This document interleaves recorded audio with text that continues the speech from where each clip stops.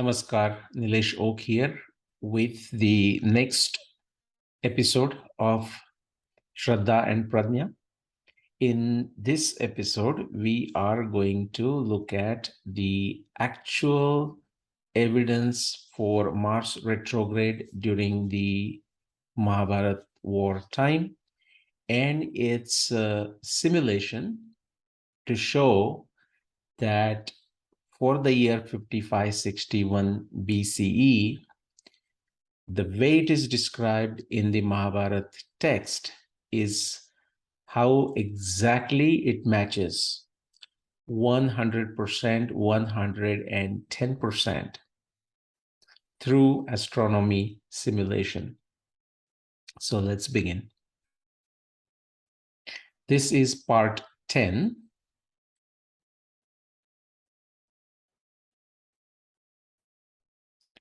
We have already looked at the 8 specific references of Mars from the entire Mahabharata text. Out of these 8, we are going to pull, in reality, 2, a max of 3 references, which are related to the retrograde motion of Mars. We are going to pull number 4, number 5, and number 2 in that sequence. And why I am pulling in that sequence, the reasoning will become very clear to you. It should become clear to you. So let's begin with those. Here are references number 4 and 5. Now, if you have to understand what's happening here, let's ask the questions in terms of the very first reference, number 4. Who are we discussing here? Who is being discussed here? And the answer is Parusho Graha, a evil planet. But evil planet can be any planet, as in there can be multiple evil planets considered in some sense. Again, I want to emphasize, we are not discussing astrology. That is not my theory. What is my theory? My theory is that all astronomy descriptions of the Mahabharata text, we have found 300 plus of them, they represent the actual factual visual observations of the sky of the Mahabharata war times, as encoded, as embedded, as recorded by Bhagwan Vyas in the Mahabharata text. So which Parushograha? Fortunately, we do not have to take a guess. The Bhishma Parva, chapter 3 or Adhyay 3, Shlok 16 and 17, they are connected. They both are talking about the same Graha, same planet. So if you go to this 17, and that's all we will pull from Shlok 17 for this episode. There is a lot more information in Shlok 17, and if I get a chance, I will allude to it right in this episode. But we will discuss that separately again, and there is a good reason why we want to do that. So Lohitanga. So the Parusho Graha is a Lohitanga. Now, let's quickly go and tap into the background knowledge of ancient Indian astronomy. Planet Mars is known by many names. And as we go through this exercise, we are going to come across many. But right here, we have one that says Lohitanga, okay? The planet with its anga, with its body, like a Lohita.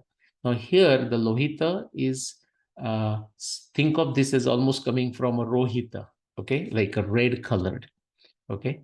And also, of course, if iron is heated, it's going to be red. But again, for some reason, if you do not know this, then this is the information. Lohitanga means Mars in Indian astronomy. Angarak is another name of Mars in Indian astronomy. Okay. There are many other names, and when they come, I will mention those. But for some reason, you say, oh, I don't agree with Lohitanga as a Mars. Then you know what? You need to stop here. You do not need to follow this video. Actually, there is no point you following the video. What you need to do is go back to the source text of ancient Indian astronomy, convince yourself that Lohitanga means Mars, and then only come back to this video and continue. Now, for those of us who don't have that kind of samshay, confusion, we can proceed. So Lohitanga means Mars, and that explains us who is being discussed. So it's Mars being discussed. And what about it? What the shlok is saying is that the Mars had settled, or just say Mars settled, okay? Settled became fixed like a dhruva. So Mars settled by becoming fixed, okay? Whichever way you want to understand this. Anything else? Yeah. So Mars settled, became fixed, and started traveling in the apasavya direction, that is non-normal direction. So whatever is the normal motion of the Mars for most of the time through the solar system and as seen from the Earth, it started moving in the non-normal direction. It started moving in the backward direction. Okay, something else. While it was doing that, it also became extremely bright, scary bright.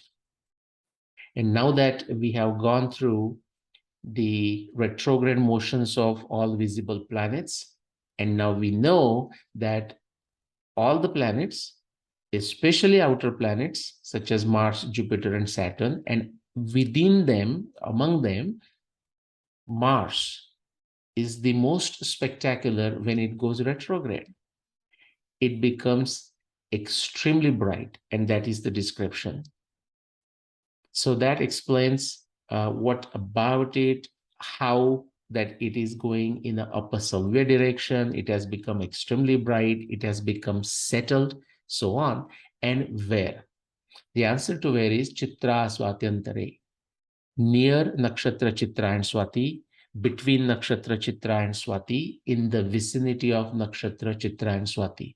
So if you have to summarize, Mars became settled, steady, fixed, and started moving in the non-normal direction while becoming extremely bright, scary bright in the region of Nakshatra Chitra and Nakshatra Swati.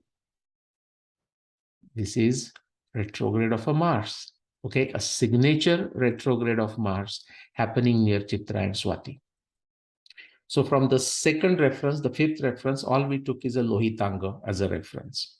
But there is something else, and that is reference number 2. So keep this description in mind that Mars has gone retrograde in the region of Chitra and Swati. Now, from Udyog Parva, when Karna is mentioning this to Krishna, Karna is also saying something related to this Mars. The verse shlok before this, 141.9, just before that, 141.8, Karna is saying, Krutva changarako vakra jeshtaya madhusudana, Krutva cha angaraka, that's Mars. Krutva changarako vakra jeshtaya madhusudana, Anuradha prarthayate maitram samshamayanniva. And then he says, he's continuing related to that Mars. Nunam mad bhayam Krishna kurunam samupastitam visheshena hi varshneya chitra pidiyate graha. And from these, the points I want you to understand is that this planet, which is Mars, there it's called Angarak, that Angarak was giving a pida in a very peculiar fashion, Visheshena, in a very special way. It was giving pida to Nakshatra Chitra. Now let us see how we bring this together into the retrograde motion of Mars at the time of Mahabharata war, as we show this for the year 5561 BCE. All right, so let's go to our astronomy simulator. And as far as possible, I am going to start most of these simulations. Sometime I may need to change the date in order to illustrate a very specific phenomenon. But for most part, I am going to try my best to start all of these simulations from 1st January 5562 BCE. So that's what the entire year of 5562 BCE, and then 9 or 10 months of 5561 BCE, right? So about what 1 year 10 months, okay, just before 1 year 9 months before the war. And I'm picking this date 1st January 5562, so that's like easy for everyone to remember. If they want to get hold of astronomy software and do these simulations for themselves, okay, that's a pratyaksha for everyone, okay. And that's the reason I'm selecting that January 1st, 5562 BC, sufficiently removed in the past so that I can very likely will able to demonstrate all the astronomy observations that are there in the Mahabharata text related to the Mahabharata war, all of them, most of them occurring right at 5561 BCE, let's say plus minus 1 year. So 5562 BCE to 5560 BCE, something like that. All right, let's begin. Something more. Those of you who are new to the astronomy simulation software, again, I would encourage everyone, especially those who are very curious seekers, to get hold of some astronomy software, become comfortable with many things. There are many things to become comfortable that you need to become comfortable. I'm just going to mention bare minimum. So this is the position of Mars, that red dot and the name written next to it. That is for identification. What are we saying? Remember the past 2 episodes where there was a 3-dimension like view that was created by Amreshji that I was using to explain the retrograde motions. Remember the line that started from the Earth and went through a planet, for example, Mars, but also any other planets that I showed like a Jupiter, Saturn, Venus, or Mercury. And that line was extended all the way to the reference nakshatra frame. Imagine that line coming all the way to that nakshatra frame and making that mark, okay, creating that track. So where it made the mark on the reference frame, think of that as that dot is where you see Mars. And background, what do you see? The nakshatra reference frame. Now, this is a 2-dimensional picture. Imagine you're looking up in the sky from the Earth, and this is what you're going to notice. Naturally, the names of the nakshatras are not written up there. So you need to identify, you should have a knowledge of these yogatara. Again, what you can see here, right in the picture here. So this is a nakshatra Shatabhisha, this is Purva Bhadrapada, this is Uttara Bhadrapada, this is a star Revati, and I have marked, for example, multiple stars of Revati and so on. Now, don't get confused with why multiple stars of Revati. Well, if you get such question, immediately you should stop this video, get back to the basics of ancient Indian astronomy or astronomy in general. Okay, some basic knowledge is required. Also, so remember the theme of this, there is a Pujya Buddhi, Shraddha Buddhi, Pramanya Buddhi, and a Viveka Buddhi. So some things, either you do it on your own tapasya and get ready, or you accept it on a Shraddha Buddhi. Okay, a middle, somewhere in between, like as Krishna says, Adnyasya ashraddha dhanasya samshayatma vinashyati. Okay, nase jnana nase shraddha samshayi nasalapura. The person doesn't have a knowledge, but doesn't even have a shraddha, and also just full of doubts. Basically, that person's life is destroyed. That person has no chance of getting a knowledge. Okay, so you have to decide what you want to do. Either come with a knowledge, then you don't actually need a shraddha. Okay, because you finally know the explanation, you don't need to believe in something, but otherwise you have to accept it with the shraddha. So that's what I'm saying. So these are the yogatara, then the nakshatra Revati, and if you go in a sequence, you will go through 27, 28 nakshatra.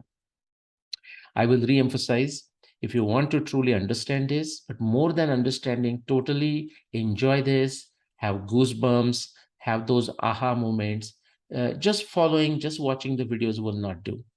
The idea is to get you excited enough to actually learn things, quickly realize that actually this is not as difficult as people may make it out to be. And I want hundreds and hundreds of people, maybe thousands. If there are lakhs of people, great, but that may not be a reasonable expectation, but at least in thousand, at least in hundreds, who actually, if you learn this, you will able to expose, okay, the blatant fraud that is being created by many folks within India, of Indian origin, outside India, of non-Indian origin, as it relates to the Itihasa and all other aspects of Indian civilization. It is possible, but everyone needs to give their ahuti into this yajna. So one of the basic things one can start is to, I have mentioned this before, is to know the list of nakshatras, okay, in the proper sequence. So for example, now here Shatabhishaj is what you see. So I'm going to close my eyes. So there is no cheat sheet here that I have written some name somewhere here that I'm reading it to you. So unless my third eye is open and I can see it, so I'm closing my eyes and I'm going to say Shatabhishaj. And if there was a way I could have moved it to with my eyes closed, I can not do that. But so Shatabhishaj, Purva Bhadrapada, Uttara Bhadrapada, Revati, and you can count. So these are 4 nakshatra. I'm going to go further in the sequence and complete 27.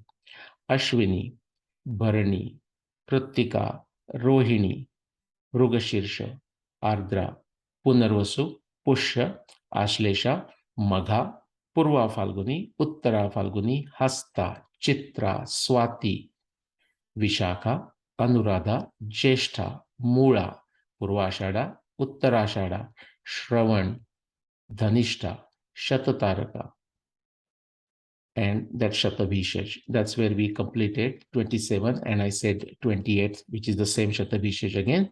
And one nakshatra, the 28th nakshatra that I did not mention, is Abhijit or Brahma Rashi, which is situated in the region of Uttarashada, Shravan, and Dhanishta. Now, the reason I mentioned this is not only when I was saying the name, I could think of which nakshatra is previous one. I can also go backward. Okay, so for example, if I close my eyes, I can go Revati, Uttara Bhadrapada, Purva Bhadrapada, Shatabhishaj, Dhanishta, Shravan, Uttarashada, Purvashada, Mula, Jyeshtha, Anuradha, Vishakha, Swati, Chitra, Hasta, Uttara Falguni, Purva Falguni, Magha, Ashlesha, Pushya, Punarvasu, Ardra, Mrugashirsha, Rohini, Krittika, Bharani, Ashwini, Revati, and you would have seen Revati here. Not only this, actually, as I say the names, a Yogatara of that particular nakshatra comes to my mind. I see its position with respect to this line. And I'm going to answer what this line is, but can you tell what this line is? Think of an answer in your mind before I blurt out the answer. The answer is, this line is known as the ecliptic. This is the reference frame for all the astronomy that is done on this planet. That is done now, that is done in last 500 years, that is done for last 1,000 years, that is done for last 200 plus 1,000 years. This is the reference frame. It is the path of the sun as seen from the earth, as sun is seen going around the earth, completing one rotation in 365 days. Of course, you know, it is the earth that is rotating, but remember, we are doing a visual astronomy while standing on the earth, not standing on the sun. This is some very basic knowledge. To understand other references of Mars, we do need to understand this ecliptic and the relative position of Mars with respect to this ecliptic. But that's not for today, but that's what is coming, what is in the pipeline. So right now, if you notice, what you will find is that the Mars is on the south side of the ecliptic, just on the south side. Now, how do I know that? That's why I want you to go and play with the astronomy software. Okay, it's like I just know. There is no better answer to give for that question. Venus is also to the south of the ecliptic right now. Now remember, this is the path of the sun, is how a sun travels over a year around the earth as seen from the earth. But this is an imaginary line. What I mean by imaginary line is this is the path as understood in astronomy, but there is no actual line, physical line that you can see. So therefore, you need to understand this, right? Okay. So right now, the Mars is to the south of the ecliptic. If it goes on that side, I will say it is on the north of the ecliptic. For this particular episode, we are not going to look at north or south. We are only going to focus on the retrograde motion. So let's begin. I have a step change of 1 day. Okay. I will be stopping this at multiple points to show something to you. So let's begin. So where is Mars right now? Around Purva Bhadrapada, Uttara Bhadrapada, that region. And it is to the south of the ecliptic. Okay. The path of the sun. Okay, so let's begin and notice what is happening. And I'll just for fun, I will stop it and I'll show you. Okay, so as it continues, look what happened. That Mars now is right on the ecliptic. So as if from the south, it came to the ecliptic. As we proceed, it is going to go to the north of the ecliptic. Okay, so let's continue. And there, I'm going to stop it here. So now Mars also traveled from the south of the ecliptic to the north of the ecliptic. Nothing to do about that event today, but it's in the pipeline. So I just wanted to make you comfortable, make you familiar with that event. So where finally it completed its crossing on from the south to the north, and which was a prominent nakshatra or a prominent star, by the time it came there, it is near nakshatra Magha. I just want you to notice it. Let's continue further. Okay, so we continue with Mars. Now we are going to come to near, the Mars will come near Chitra. Okay, I'm going to stop it here for a second. Now what it's going to do is it's going to go further. Let me reduce the expansion. So actually, sorry, reduce the magnification here. So you can see the nakshatra Swati, the yoga tara of nakshatra Swati there. Okay. Remember the reference. Dhruva prajwalito ghoram apasavya pravartate chitra swatyantare chaiva dishtita parusha graha. The year here is what? November 5562, almost the end of November in 5562. It's going to go somewhere here, cross Swati, approach the Yogatara of Vishakha, but instead of going further, it's going to turn back, which is what? Going retrograde. It will come all the way back to Chitra one more time, and then it will proceed and go further. Okay, that is exactly what Bhagavad Vyasadev have noted down in the Mahabharata text. So let's watch this in the regular motion first. So it goes there. Now it starts coming back all the way to this Yogatara of Chitra, and now it has gone. And I'm going to take it all the way to the first day of the Mahabharata war, 16 October 5561 BCE. So it went a bit further. Simulation, I could bring it back to 16 October. And where is its position? Just visually, if you look at it, it looks like it is near Shravan, Dhanishta, Shatabhisha, somewhere in that area. Now, simulation offers you a lot of interesting things. So I'm going to go backwards. So now remember, it's going backward. That's not how it happens in the real life. You can see how it made that circle between Chitra, Swati, and went back. I'll take it all the way. Now see again, it crossed near Magha. Now it is on the ecliptic. We are going backwards. And now it gets to the south of the ecliptic. And I will take it to where I started, the 1st of January, 5562 BCE. Good. So let's do this again. So we start from 1st January, 5562 BCE. Now Mars gets on the ecliptic. It now goes on the right side, crossed by Magha. It comes near Chitra, goes up to Vishakha, but turns back through Swati and Chitra. And that was a retrograde. And now it comes all the way to the area of Shravan, Dhanishta, Shatabhishaj at the time of the first day of the war. That is that second verse, which we will not discuss a lot today, but that is that second verse. Vakran vakram krutvam cha Shravane pavaka prabha. So that is that Shravan here. It came in the area of a Shravan. And then what did it do? Then Brahma Rashi Samarutta, same Rutta, same longitude as Brahma Rashi. This is Abhijit, this is Brahma Rashi. It aligned right along the Brahma Rashi. Brahma Rashi Samavrutta Lohitango Vyavasthita. Nicely, it aligned against Brahma Rashi or Brahmya Nakshatra. If you look at the southern edition, Brahmya Nakshatra Samavrutta Lohitango Vyavasthita. Nakshatra of Brahma. Each nakshatra has a devata, and the nakshatra devata of Abhijit is Brahma. Therefore, also it's called Brahma Rashi. Okay, so that's it. We have actually done the simulation of retrograde motion of Mars in 55, 60, 162. Couple of things I want to add. So let's go back. Remember, the second reference was there, rather the third reference, which said Visheshenahi Varshneya Chitra Pidiyate Graha, which is to say, Karna is telling Krishna that it was the Mars, or that planet, which is Angarak there, which is Mars, was afflicting, torturing, troubling Chitra in a peculiar fashion. What is that?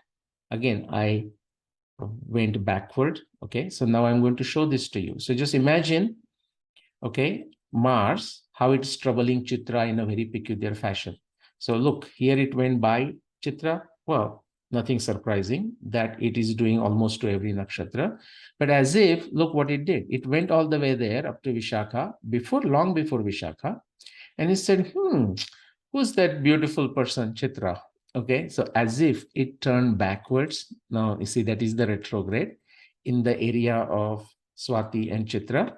Okay, came back all the way to like a torture, to tease, to afflict, to give some pida to Nakshatra Chitra, and then it's going further.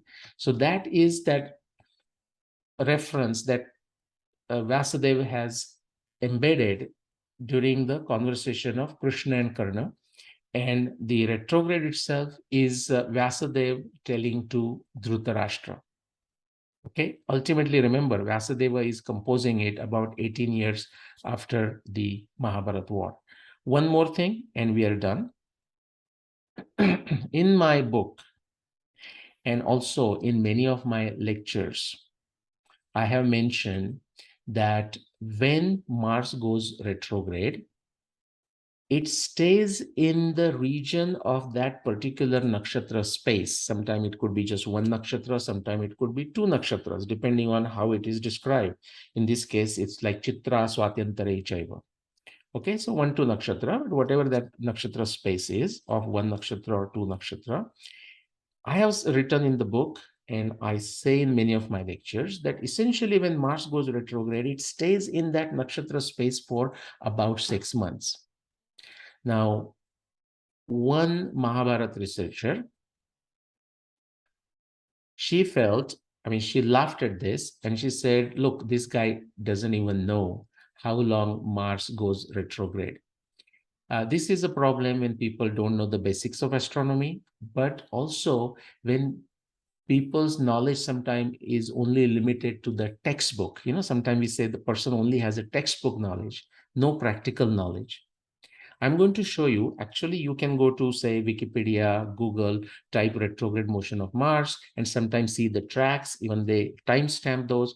And if you do that, you will find that actually the Mars is indeed there up to like 6 months or even sometimes slightly more in that particular region when it goes retrograde. We are not talking about the exact retrograde period that everyone knows, or at least people should know, or most of the people know. And it's not something great that you remember the number, but it's about 70 days, slightly more than 70 days. That we can count. But here I want to show you how indeed the Mars remains in that nakshatra space when it goes retrograde for, say, up to 6 months. So let's do that. Okay, so here I'm going to take a position and we'll pick a month here. So let's say here, okay, something like this. And just for the sake of clear calculation, let me turn this to November 1st, 5562 BCE. What is the position of Mars? It has left the Yogatara area of Hasta, and now it is approaching the Yogatara of Chitra. This is the Yogatara of Nakshatra Chitra, Spika, that is its name. Okay. All right. So it is, if somebody looks at this in the sky, you say, where is Mars? And you say, yeah, it's near Chitra. Of course, you might say it's near Hasta, but to make the point, I'll say you'll also can say that it's near Chitra. When is this? This is there on November 1st, 5562 BCE. Okay. All right. So now let's go. So remember, right from the first day of November, we are counting. Okay. It has gone all the way beyond Chitra in the area of Swati, even possibly closer to the area of Vishakha, but it has not gone even closer to the Yogatara of Vishakha. Okay. And actually now it started going retrograde. Look what it did. Now it came all the way closer to the Yogatara of Chitra. Now it is going out. And what I'm going to do is, let's say, take this to April 30 or May 1st. I'm doing it for a reason, just to make that point. So from 1st of November 5562 BCE, where somebody would have looked in the sky, he or she could comfortably say, yeah, the Mars is near Chitra.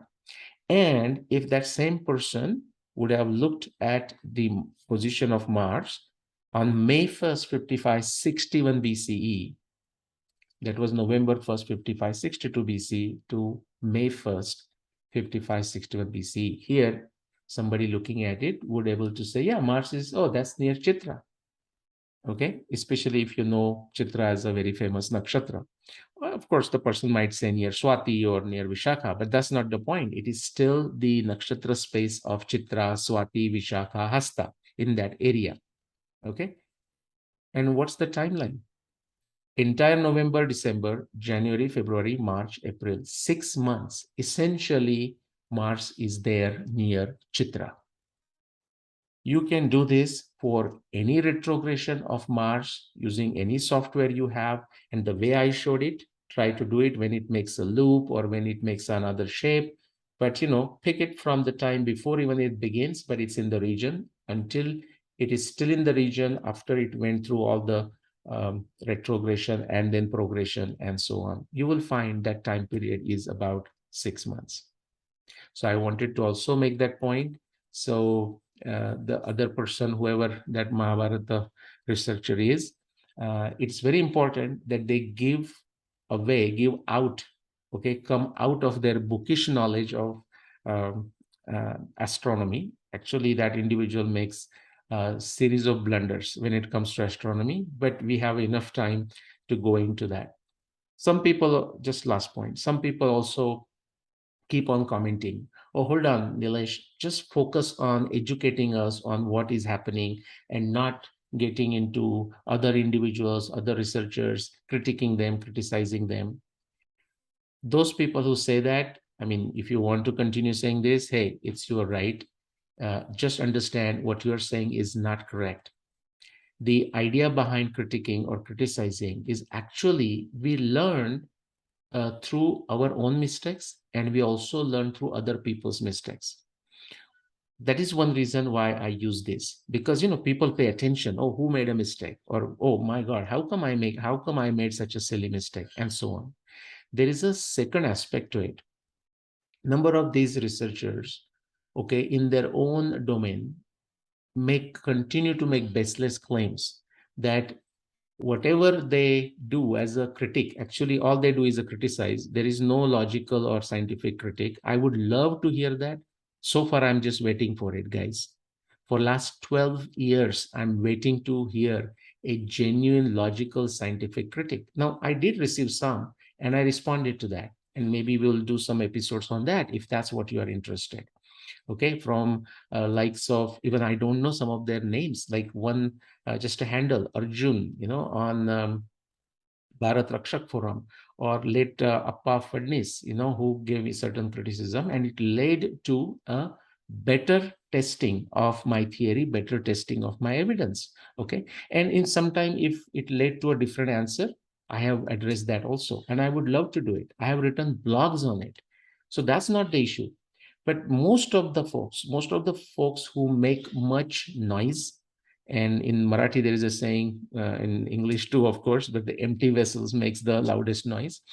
It could be it, but even without psychoanalyzing them, without trying to analyze the content of their brain, we can say, or I can assert, that most of the stuff they say is extremely childish, juvenile, and illogical, unscientific too.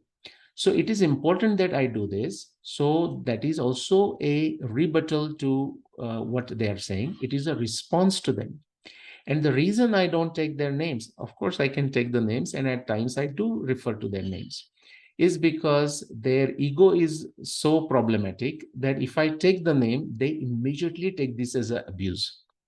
Okay, so there are not just issues with the knowledge of astronomy, there are not just issues with the knowledge of Mahabharata text, but there are bigger issues, possibly psychological issues, and I do not want to get into them. Therefore, as much as possible, I avoid taking their names. But this is the method I have to use. I get to see a bigger picture that you as an audience may not have a sight of.